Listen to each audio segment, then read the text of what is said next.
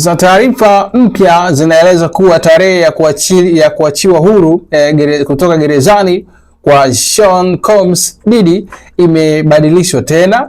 Sasa kwa mujibu wa ripoti ya Entertainment Weekly iliyochapishwa April 1, sasa Diddy anatarajiwa kuachiliwa huru tarehe 15 mwezi wa 4 mwaka 2028, ambayo ni siku 10 mapema kuliko tarehe iliyokuwa imepangwa awali, kwa maana ya tarehe 25 mwezi wa 4 mwaka 2028. Na hii ni mara ya tatu kubadilishwa kwa tarehe yake ya kuachiwa tangu alipohukumiwa kifungo cha miezi 50 jela.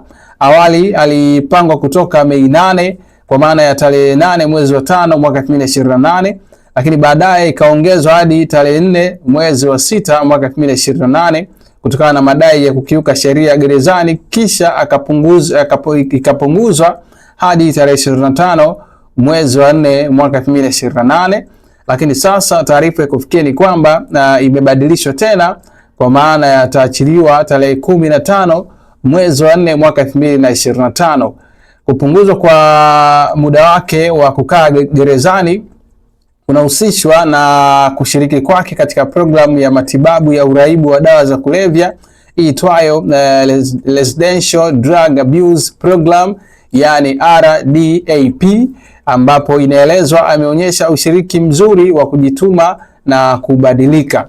Wakati huo huo, mawakili wa Diddy wanatarajia kuwasilisha hoja zao mbele ya USA Court of Appeals for the Second Circuit wakipinga hukumu yake.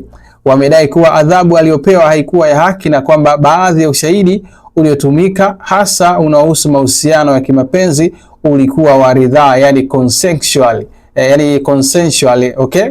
Na kwa upande mwingine, waendesha mashtaka wa serikali wameendelea kusisitiza kuwa hukumu ibaki kama ilivyo, wakidai kuwa kuna ushahidi unaonyesha tabia ya vitisho na ukatili dhidi ya waathirika.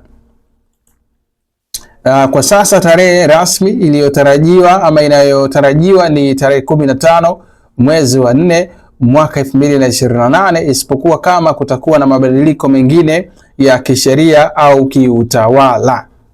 Yes, kwa hiyo hayo ndiyo ambayo yanaendelea kwa hivi sasa kuhusiana na Diddy, na hiyo ni tarehe ambayo imepokelewa kwa shangwe kubwa sana na wale ambao wanafuatilia kile ambacho yeye amekuwa kikifanya kutokana na tuhuma mbalimbali ambazo zimekuwa zikimkabili rapper na Sean Diddy Combs.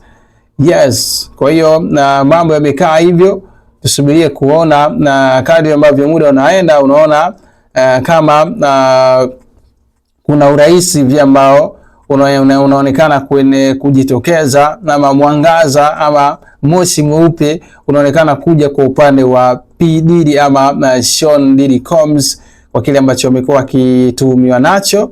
Lakini mambo kama hayo ambavyo yanaripotiwa, kuna watu ambao huenda akawa wanachukizwa na mamlaka kwamba kwa nini inakuwa hivi, lakini hivyo ndivyo ambavyo sheria zimekuwa zikiendeshwa, na haki ya mtu siku zote wanasema haipotei. Kwa hiyo tusubiri kuona haya mambo ambavyo yatakuwa na pale nchini Marekani kuhusiana na rapa huyo, mfanya biashara pia, CEO pia wa label ya Bad Boy Record. Kwa hiyo hii ndio taarifa yake ambayo kusema kweli imepokea maoni tofauti kulingana na kile ambacho alikuwa anashutumiwa nacho kwa siku za hivi karibuni, kwa maana ya usafirishaji wa watu kwa biashara ya haramu na vitu vingine kama hivyo.